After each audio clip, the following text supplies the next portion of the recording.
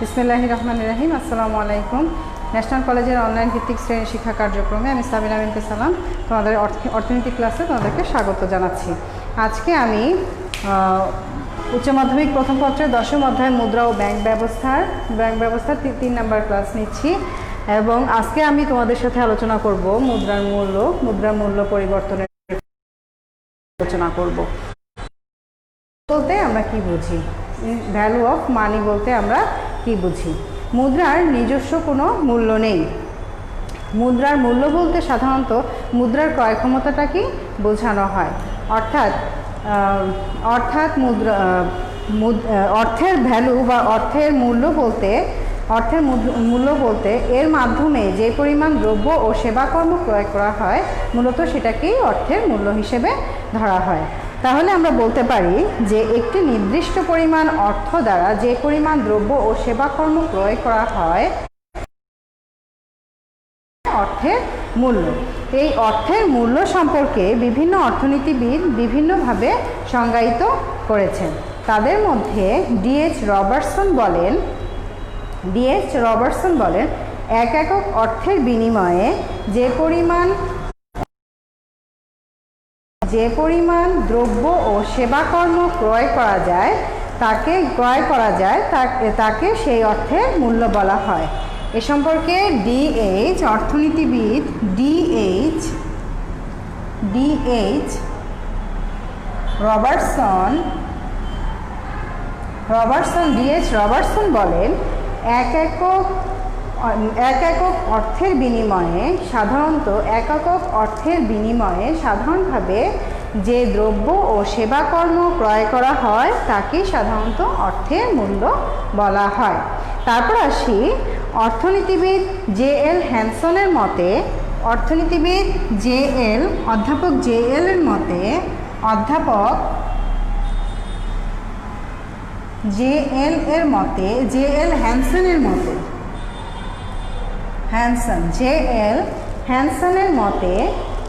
হ্যানসনের মতে অর্থ যা ক্রয় করে তাই অর্থের মূল্য। এর মতে কি? অর্থ যা ক্রয় করে তাই অর্থের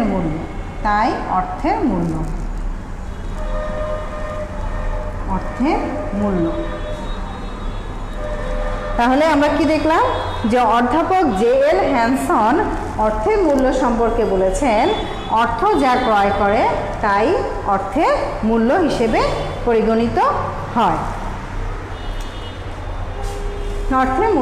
পরিণত হয়। এখন অধ্যাপক ফিশার এ সম্পর্কে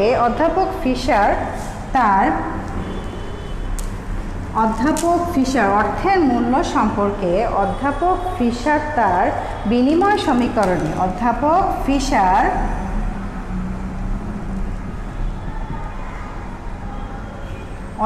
ফিশার তার বিনিময় সমীকরণ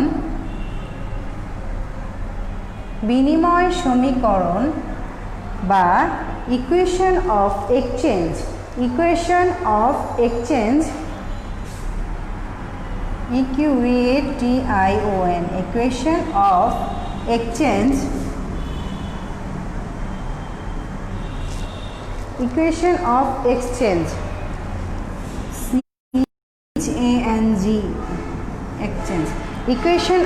এক্সচেঞ্জ বা বিনিময় সমীকরণে তিনি বলেছেন যে দামস্তরের সাথে অর্থের মূল্যের বিপরীত সম্পর্ক বিদ্যমান।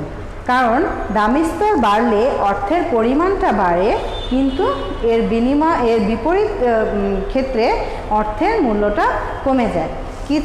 অর্থাৎ আমরা অধিক পরিমাণ অর্থ ব্যয় করে অল্প পরিমাণ জিনিস পেয়ে থাকি। যেমন কিছুদিন আগে বাংলাদেশে আমরা পেঁয়াজের দাম নিয়ে অনেক সমালোচনা হয়েছে এবং এর প্রভাবটা জনগণের উপর খুব মারাত্মকভাবেই পড়েছিল। যেমন পেঁয়াজের দাম 1 কেজির দাম হচ্ছে 200 টাকা। এখন 200 টাকা দামে পেঁয়াজের 200 টাকা দামে 1 কেজি 200 টাকা 1 কেজি পেঁয়াজের দাম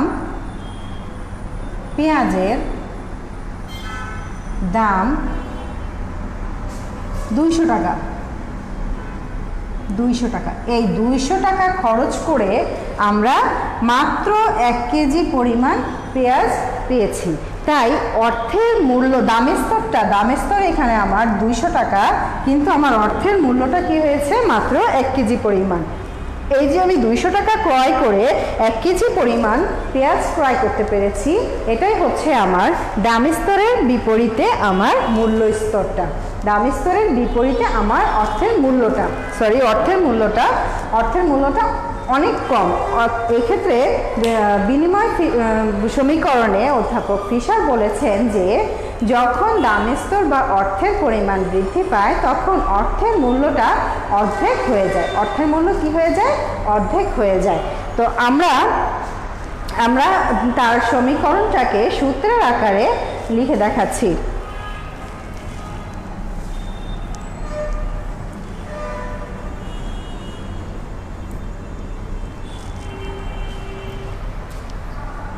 অর্থের মূল্যকে সূত্রের আকারে প্রকাশ করা যায়। সূত্র: অর্থের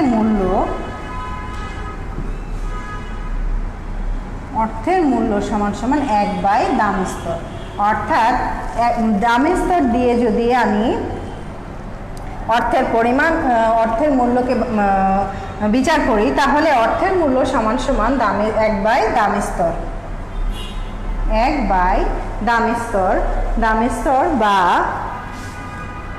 VM equal 1/P।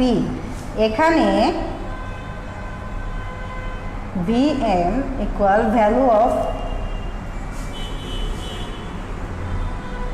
Value of money, P price, PRICE, price বা দাম স্তর বা অর্থমূল্য।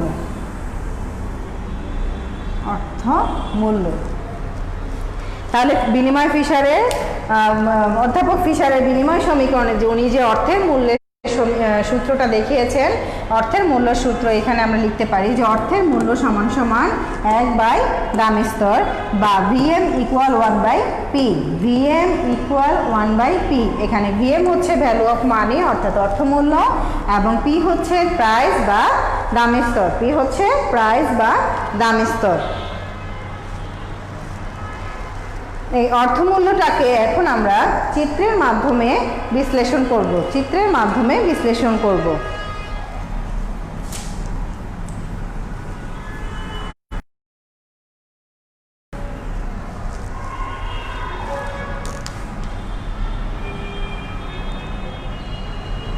চিত্রের লম্ব অক্ষে হচ্ছে VM বা অর্থের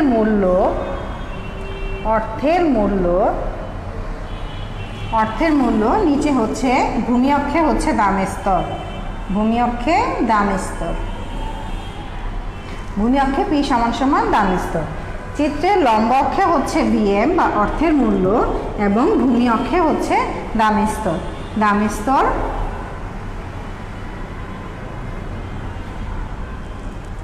VM রেখা,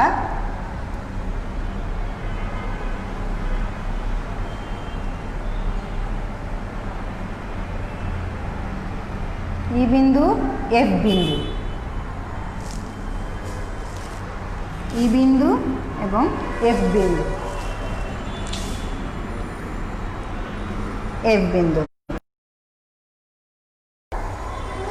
VM1,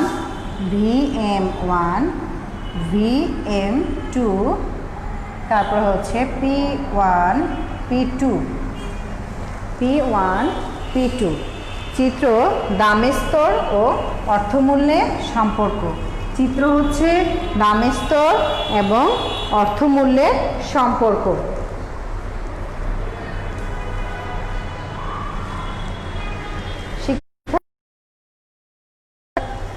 তুলে নাও। এখন আমি চিত্র বিশ্লেষণে যাই।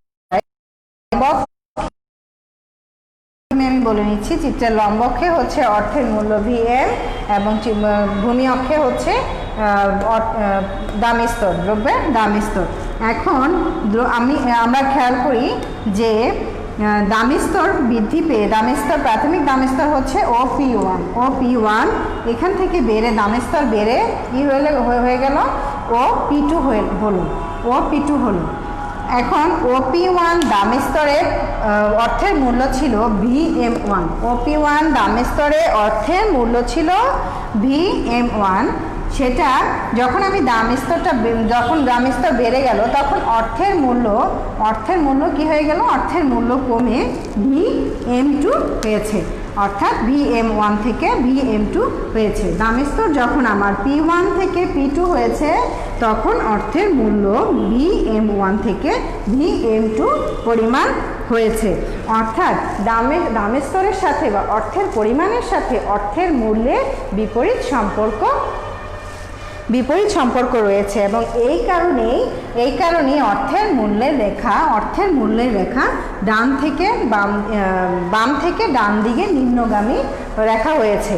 বাম থেকে ডান দিকে নিম্নগামী রেখা হয়েছে। অর্থের মূল্যের রেখাটা কোন দিক থেকে? বাম থেকে ডান দিকে নিম্নগামী। এবং এর মধ্যে আরেকটা গুরুত্বপূর্ণ কোশ্চেন হচ্ছে যে প্রায় তোমাদের MCQতে এসে থাকে যে অর্থের মূল্যের সাথে বা দামি স্তরের সাথে অর্থের মূল্যের কিরূপ সম্পর্ক বিদ্যমান। তাহলে আমরা বলতে পারি যে চিত্র থেকে যে অর্থের দামি স্তরের সাথে দামি স্তর বা অর্থের পরিমাণের সাথে অর্থের মূল্যের বিপরীত সম্পর্ক বিদ্যমান। যেমন 15 টাকা দিয়ে 1 কেজি চাল ক্রয় করা হলে 15 টাকা দিয়ে যদি আমি 1 কেজি চাল ক্রয় করি, 15 টাকায় 1 কেজি চাল, তাহলে 15 টাকা দিয়ে আমি কয় কেজি চাল পাচ্ছি? 1 কেজি চাল। আমার দাম স্তর হচ্ছে 15 টাকা এবং অর্থের মূল্যটা হচ্ছে 1 কেজি চাল পরিমাণ। এখন দাম বেড়ে 15 টাকা থেকে যদি আমার 20 টাকায় হয় তাহলে 20 টাকায় আমি 1 কেজি চাল পাচ্ছি, 20 টাকায় 1 কেজি চাল পাচ্ছি। 15 টাকায় আগে 1 কেজি চাল পেতাম, এখন দাম বেড়ে চালের পরিমাণ ঠিকই আছে কিন্তু দামটা আমার বেড়ে গিয়েছে, যার জন্য দেখা গেছে যে অর্থের মূল্যটা আমার কমে গেছে। দ্রব্যের দামের পরিমাণটা বেড়ে গেছে, দামের স্তরটা বাড়ছে কিন্তু আমার অর্থের পরিমাণ কমেই গেছে। আগে আমি 15 টাকা দিয়ে 1 কেজি চাল কিনতে পারতাম, কিন্তু দাম বেড়ে যাওয়ার ফলে 5 টাকা বেশি ক্রয় করে সেই আমি একই পরিমাণ 1 কেজি পরিমাণেই চাল ক্রয় করতে পারছি। তাহলে আমার সেক্ষেত্রে কি হলো? দ্রব্যের দামটা বৃদ্ধি পেয়ে গেল কিন্তু আমার অর্থের মূল্যটা কমে গেল। তা আমি আশা করি তোমরা এ পর্যন্ত বুঝতে পেরেছো। এখন আমি তোমাদের সাথে আলোচনা করব মুদ্রার মূল্য পরিবর্তন, মুদ্রার মূল্য কিভাবে পরিবর্তন হয়।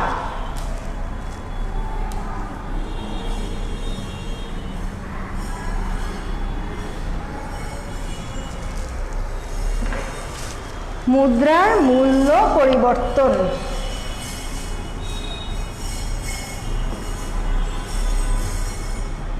মুদ্রার মূল্য পরিবর্তন, changes in the value of money.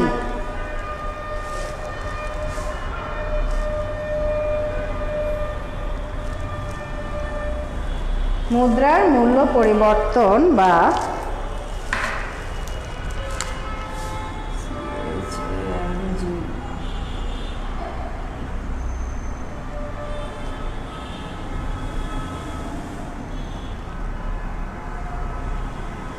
Changes in the value of money বা মুদ্রার মূল্য পরিবর্তন। আমরা জানি অর্থের মূল্য অর্থের ক্রয় ক্ষমতার উপর নির্ভর করে, অর্থাৎ অর্থের নিজস্ব কোনো মূল্য নেই, সেটা যে অর্থ দিয়ে যখন সে কোনো দ্রব্য সামগ্রী ক্রয় করছে তখনই তার বা সেই দ্রব্যের দাম থেকে আমরা মূলত অর্থের মূল্যটা পেয়ে থাকছি। এখন অর্থের মূল্য পরিবর্তন বলতে অর্থের ক্রয় ক্ষমতার পরিবর্তন, মূল্য অর্থের ক্রয় ক্ষমতার পরিবর্তনটাকে সাধারণত আমরা বুঝিয়ে থাকি। এখন আমি বলি যে একটি নির্দিষ্ট পরিমাণ অর্থ দ্বারা যদি পূর্বের তুলনায় কম পরিমাণে দ্রব্য সামগ্রী এবং সেবা কর্ম আমরা ক্রয় করে থাকি তাহলে সেক্ষেত্রে কি হবে? অর্থের দাম স্তরটা বাড়বে কিন্তু অর্থের মূল্যটা কমে যাবে। অর্থের মূল্য কী হবে? কমে যাবে। দেখা যাচ্ছে যে আমরা অধিক পরিমাণ অর্থ ব্যয় করছি ঠিকই, কিন্তু সেই তুলনায় পূর্বের সমান বা পূর্বের থেকেও কম পরিমাণে দ্রব্য সামগ্রী বা সেবাকর্ম আমরা ক্রয় করে থাকছি। তাহলে সেক্ষেত্রে দেশে মুদ্রাস্ফীতি দেখা দিবে, অর্থাৎ দামের স্তর বৃদ্ধি পেয়ে যাবে এবং সেই তুলনায় অর্থের মূল্যটা কমে যাবে।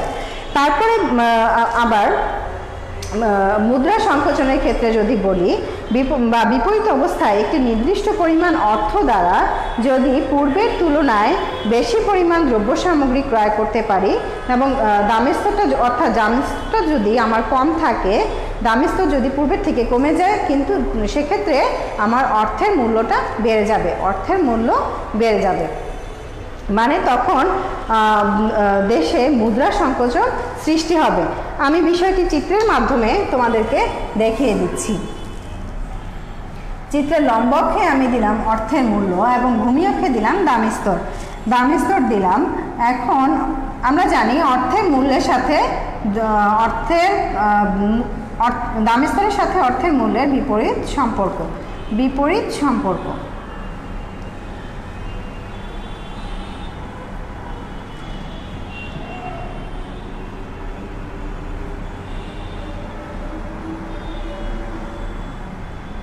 এখন দ্রব্য সামগ্রীর দাম যখন P1 থেকে P2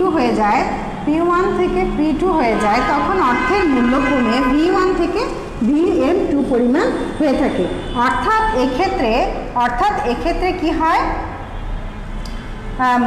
মুদ্রাস্ফীতির সৃষ্টি হয়। অর্থাৎ এক্ষেত্রে মুদ্রাস্ফীতির সৃষ্টি হয়ে যায়।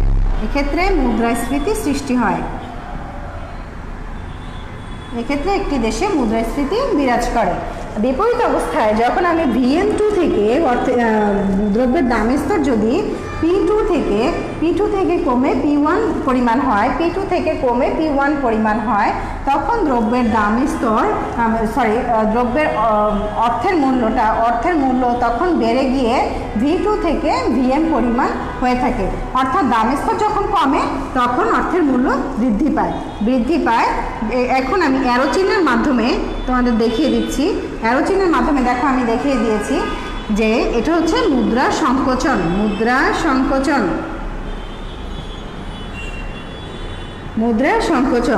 যখন দামের স্তর, আমি আবার বলছি বিষয়টা তোমরা ক্লিয়ার হয়ে নাও, যে P1 থেকে যখন দামের স্তর P1 থেকে P2 পরিমাণ হয়, আমি অ্যারো চিহ্ন দিয়ে দেখো তোমাদের বোঝানোর সুবিধার্থে আমি অ্যারো চিহ্ন দিয়েছি। P1 থেকে দামের স্তর যখন P2 পরিমাণ হয়, তখন অর্থের মূল্য কমে V1 থেকে VM2 পরিমাণ হয়ে থাকে। যখন এক্ষেত্রে এই যে দেখো আমি অ্যারো চিহ্ন দিয়ে বুঝিয়েছি যে মুদ্রাস্ফীতি তখন দেশে দেখা দেয়। তারপরে আবার যদি P2 থেকে দামের স্তর P2 থেকে P1 পরিমাণ হয়ে থাকে, তখন অর্থের মূল্য VM2 পরিমাণ থেকে VM পরিমাণ হয়ে থাকে। অর্থাৎ তখন অর্থের মূল্য বৃদ্ধি পায়। এই দেখো আমি অ্যারো চিহ্নের মাধ্যমে তোমাদের দেখিয়ে দিয়েছি মুদ্রা সংকোচন তখন দেশে বিরাজ করে। এটাই হচ্ছে অর্থের পরিবর্তন। চিত্র হিসেবে আমরা চিত্রের নাম দিতে পারি অর্থের মূল্যের পরিবর্তন।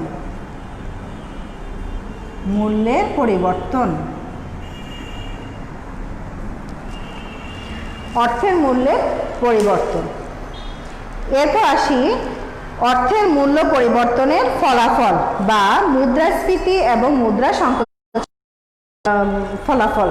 অর্থের পরিবর্তনের ফলাফল হিসেবে অর্থের মূল্য পরিবর্তন সমাজের সকল শ্রেণীর উপর সমানভাবে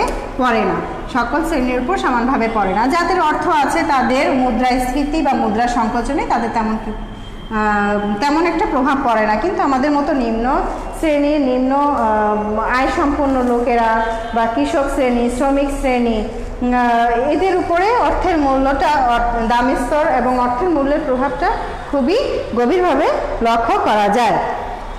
তাইলে এখন আমরা আসি মুদ্রাস্ফীতি বা দামের স্তর বৃদ্ধির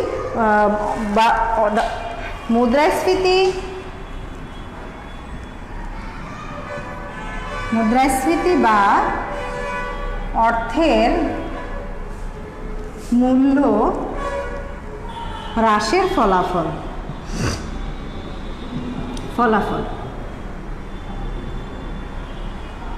অর্থের মূল্য হ্রাসের ফলাফল। তো এর মধ্যে এক নম্বর হচ্ছে উৎপাদনকারী এবং ব্যবসায়ী। এক হচ্ছে উৎপাদনকারী ও ব্যবসায়ী। দুই হচ্ছে বিনিয়োগকারী।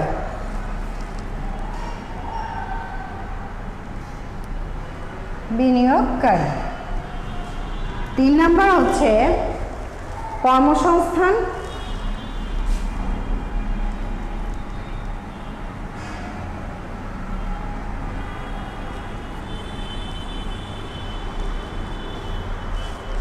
আমি প্রথমে আগে এই তিনটা সম্পর্কে তোমাদের বলে নেই যে উৎপাদনকারী এবং ব্যবসায়ী।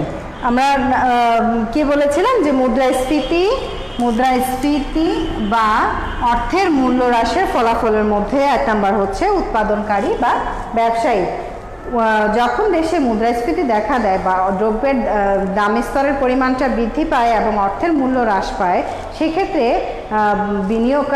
উৎপাদনকারী এবং ব্যবসায়ীরা লাভবান হয়ে থাকে, কারণ তাদের উৎপাদন ব্যয় দাম স্তর বৃদ্ধির সাথে সাথে উৎপাদন ব্যয়টা বৃদ্ধি পায় না, কিন্তু তাদের উৎপাদিত পণ্যসমূহ যখন তারা বাজারে বিক্রয় করে তখন সেই বর্ধিত দামেই তারা বিক্রয় করে, ফলে তারা অধিক মুনাফা অর্জন করে থাকে এবং এক্ষেত্রে তারা লাভবান হয়ে থাকে।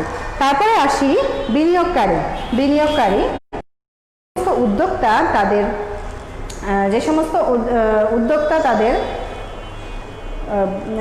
মূলধন বিনিয়োগ করবে যেহেতু দ্রব্যের দাম স্তরটা অনেক বৃদ্ধি পায় বা টাকার পরিমাণটা বৃদ্ধি পায়, সেক্ষেত্রে তারা অধিক মুনাফা অর্জনের জন্য বেশি পরিমাণে তাদের অর্থগুলো বিনিয়োগ করা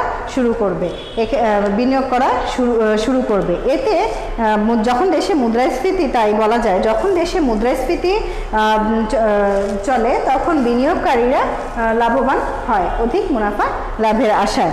তারপরে আসি কর্মসংস্থান। যেহেতু বিনিয়োগকারীরা তাদের মূলধনটাকে তারা নতুন উৎপাদন কাজে লাগাবে, তখন এই তাদের উৎপাদন কাজে তখন পরিমাণে শ্রমিকের দরকার হবে এবং সেই শ্রমিকের জন্য নতুন উৎপাদন কারখানা তৈরি করা হবে এবং অধিক পরিমাণে শ্রমিক সেখানে নিয়োগ দেওয়া হবে, ফলে কি হবে অধিক পরিমাণে শ্রমিকের কর্মসংস্থানের সৃষ্টি হবে। তাই এক্ষেত্রে হচ্ছে দেশে কর্মসংস্থান বা নিয়োগ বৃদ্ধি পাবে, ফলে দেশে বেকারত্ব হ্রাস পাবে। তারপর আসি ক্রেতা ও ভোগকারী। ক্রেতা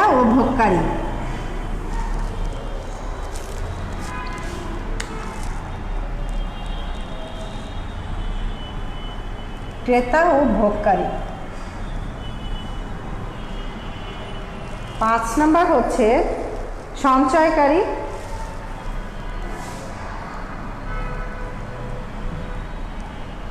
ছয় হচ্ছে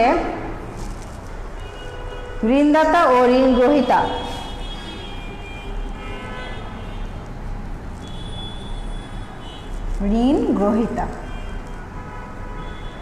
ঋণদাতা ও ঋণ গ্রহীতা।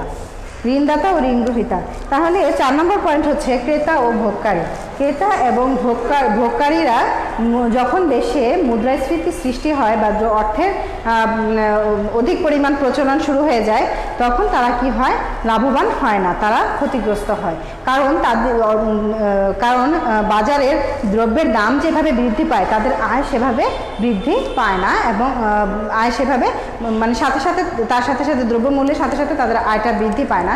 তার দরুন কি হয়, তারা ক্ষতিগ্রস্ত হয়, তারা অধিক পরিমাণ টাকা ব্যয় করে পূর্বের তুলনায় অল্প পরিমাণ দ্রব্য সামগ্রী ক্রয় করে থাকে বা ভোগ করে থাকে। তারপর হচ্ছে সঞ্চয়কারী। যেহেতু টাকার পরিমাণটা বেশি হয়ে যায় বা দাম স্তরটা যখন বেড়ে যায় মুদ্রাস্ফীতির সময়, তখন অর্থের মূল্য যেহেতু কমে যায়, তখন সঞ্চয়কারী এই অর্থের মূল্য কমে যাওয়ার ফলে সঞ্চয়ে সে উদ্বুদ্ধ হয় না এবং যেহেতু অর্থের মূল্য কমে গিয়েছে, তাই সে সঞ্চয় তেমন একটা মানে উদ্ভূত আগ্রহী হয় না, ফলে সে ক্ষতিগ্রস্ত হয়। তারপরে হচ্ছে ঋণদাতা ও ঋণ গ্রহীতা। এই সময় ঋণ গ্রহীতাদের ঋণের ভারটা হ্রাস পায় বলে ঋণ গ্রহীতা এই সময় লাভবান হয়। মুদ্রাস্ফীতির সময় ঋণ গ্রহীতারা ঋণের ভার হ্রাস হওয়ার কারণে লাভবান হয় এবং ঋণদাতারা ক্ষতিগ্রস্ত হয়ে থাকে। তারপর আসি সীমিত আয়ের লোক।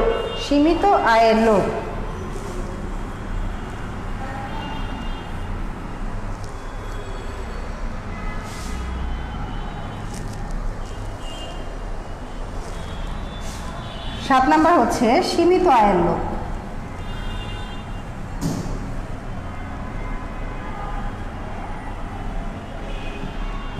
8 হচ্ছে শ্রমিক শ্রেণী।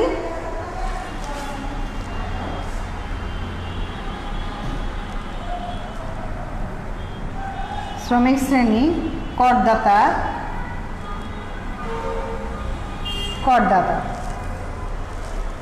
তাহলে সীমিত আয়ের লোকেরা যেহেতু দাম স্তর বৃদ্ধির সাথে সাথে তাদের আয়টা সেভাবে বৃদ্ধি পায় না, ফলে তারা কি হয়, পূর্বের তুলনায় অল্প পরিমাণ দাম মানে অধিক টাকা ব্যয় করেও অল্প পরিমাণ দ্রব্য সামগ্রী তারা ক্রয় করে বা ভোগ করে থাকে, যার ফলে সীমিত আয়ের লোকেরা ক্ষতিগ্রস্ত হয়ে থাকে। তারপরে আসি শ্রমিক শ্রেণী। দ্রব্যের দাম স্তর বৃদ্ধির যে দ্রুত গতিতে বৃদ্ধি পায় বা মুদ্রাস্ফীতি যখন চলে, তখন শ্রমিকদের মজুরি সেই পরিমাণ বৃদ্ধি পায় না বা হঠাৎ করে শ্রমিকদের মজুরি বৃদ্ধি করা সম্ভব হয় না, যার ফলশ্রুতিতে মুদ্রাস্ফীতি চলাকালে শ্রমিক শ্রেণী ক্ষতিগ্রস্ত হয়ে থাকে। তারপরে আসি আমরা করদাতা। দাম স্তর বৃদ্ধির ফলে করদাতারা পূর্বাপেক্ষা কম দ্রব্য সামগ্রী বিক্রি করে কর পরিশোধ করে। করদাতারা কি করে, পূর্বের তুলনায় দ্রব্য সামগ্রী কম বিক্রি করে তারা তাদের কর পরিশোধ করে, যার ফলে করদাতারা এ সময় লাভবান হয়ে থাকে। এরপরে আসি 10 নম্বর রাজনৈতিক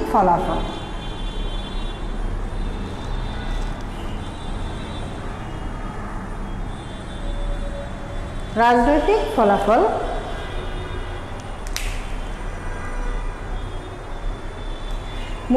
মুদ্রাস্ফীতির ফলে পণ্যদ্রব্য ও সেবার মূল্য যেভাবে বৃদ্ধি পায়, মুদ্রাস্ফীতির ফলে কি হয়, পণ্য ও সেবার মূল্য যেভাবে বৃদ্ধি পায় সেভাবে কি হয়, দ্রব্যের জনগণের আয় বা জীবনযাত্রার মানটা সেভাবে বৃদ্ধি পায় না, ফলে দিন দিন জীবনযাত্রার মান কমতে থাকে।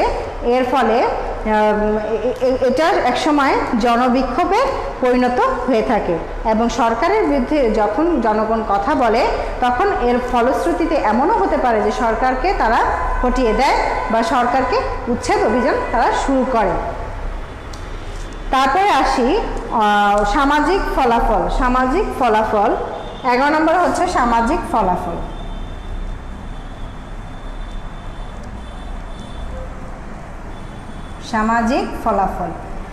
মুদ্রাস্ফীতির ফলে সমাজে ধনবৈষম্য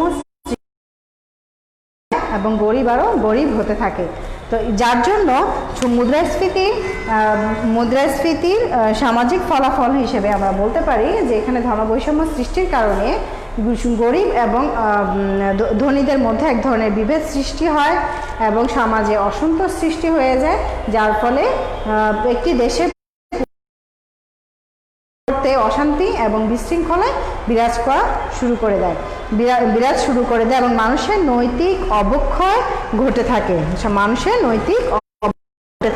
তাহলে আমরা দেখলাম যে মুদ্রাস্ফীতির অর্থের মূল্য হ্রাসের ফলাফল হিসেবে আমরা বলতে পারি, আমরা প্রথম দিকে দেখলাম যে উৎপাদনকারী, বিনিয়োগকারী এবং করদাতা, তারপরে হচ্ছে ফটকা কারবারিরা এদের লাভবান হয়, বা প্রথম দিকে বিনিয়োগকারীরা মুদ্রাস্ফীতি যখন শুরু হয় তখন তারা বিনিয়োগে উদ্বুদ্ধ হয়, নতুন নতুন কর্মসংস্থানের সৃষ্টি করে।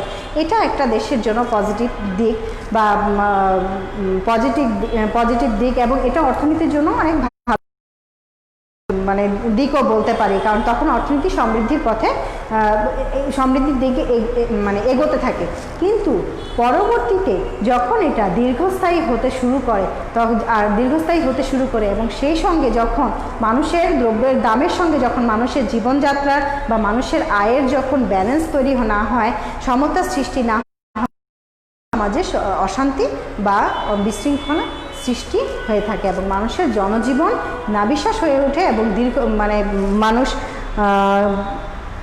অশান্তিতে ভোগে এবং একটি দেশ আস্তে আস্তে অর্থনৈতিক প্রবৃত্তির বদলে অর্থনৈতিক বিশৃঙ্খলার দিকে চলে যায়।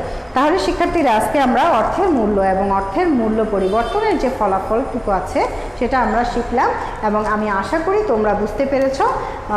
তারপরেও যদি তোমাদের কোনো সমস্যা হয়ে থাকে তাহলে তোমরা অবশ্যই কমেন্টস করে জানাবা। তো আজ এ পর্যন্তই, তোমাদের সুস্থতা কামনায় আমি শেষ করছি। আসসালামু আলাইকুম, সকলকে ধন্যবাদ।